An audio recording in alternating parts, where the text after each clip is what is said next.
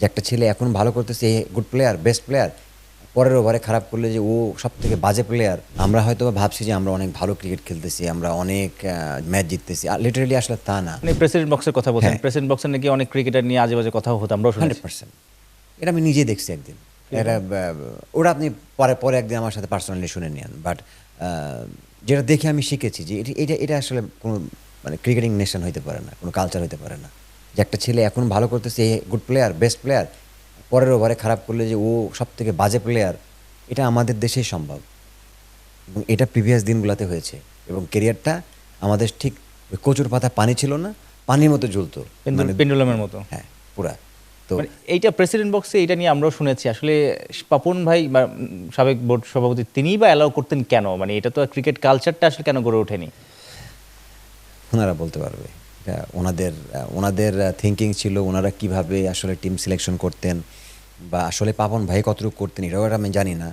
But overall আমি যেটুকু শুনেছি যে আশেপাশে যেগুলা কমেন্টস করতো, একটা মানুষের সাথে সারাদিন যদি আপনি তার কানের কাছে নেগেটিভ কথা বলতে থাকেন, আলটিমেটলি উনি তো ওইগুলা নিয়ে চিন্তা করবে, বাধ্য হবে। সো এটাই হইতো। আপনার কি মানে এই জায়গাটায় কষ্ট লাগে যে সেই সাবেক যে বোর্ড প্রধান পাপন ভাই তার সময় সাবেক অধিনায়ক বেশ কজন ছিলেন, আকরাম খান তো ক্রিকেট অপারেশনসে ছিলেন, নাইমুর রহমান দুর্জয় ছিলেন, তো তারা আসলে ক্রিকেটারদের হয়ে কাজ করতে পারেনি, আর তাদের কাছ থেকে আরো একটু ভালো রোল আপনারা আশা করেছেন কিনা? অবশ্যই আশা করেছি। নাইমুর রহমান দুর্জয় ছিলেন। ডেফিনেটলি আমি বাংলাদেশ ক্রিকেট আরও চেঞ্জ করা তাদের হাত দিয়ে হওয়া উচিত ছিল আমি মনে করি। যেটা আমরা 10 বছর পিছিয়ে গেছি ক্রিকেটটা। আমরা হয়তো বা ভাবছি যে আমরা অনেক ভালো ক্রিকেট খেলতেছি, আমরা অনেক ম্যাচ জিততেছি, লিটারেলি আসলে তা না। আপনি আজকে এখানে অস্ট্রেলিয়া টিম আছে, আমরা এখানে আছি, ওরাও এখানে যাচ্ছে, আপনি এই জায়গায় যাচ্ছেন।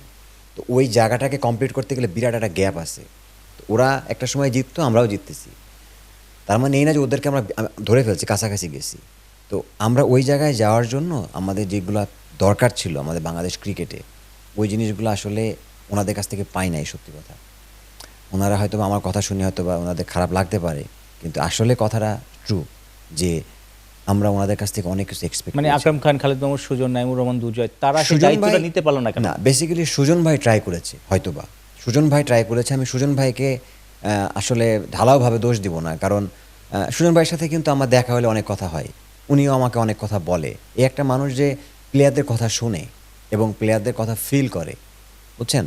কিন্তু বাকি যাদের কথা বললেন, আমি জানি না ওনারা যে জায়গায় ছিলেন বা যে পদে ছিলেন ওই জায়গা থেকে কিন্তু ওনারা চাইলে ভাই ওনাদেরকেই বাংলাদেশের মানুষ অন্য লেভেলে রেসপেক্ট করে বা করতো, কথা বুঝছেন। তো ওনাদের একটা একটা কমেন্টস ক্রিকেট বোর্ডে অনেক কিছু চেঞ্জ হওয়ার কথা ছিল, কিন্তু বাংলাদেশ ক্রিকেটে কিন্তু অনেক কিছু চেঞ্জ হওয়ার কথা ছিল, কিন্তু যেটা হয় নাই। ওনারা আসলে নিজেদের কারণে, ব্যক্তিগত কোনো প্রবলেমের কারণে হোক বা না হোক, বা কনফ্লিক্ট অফ ইন্টারেস্ট হবে, এটার কারণে ওনারাই বলতে পারবেন।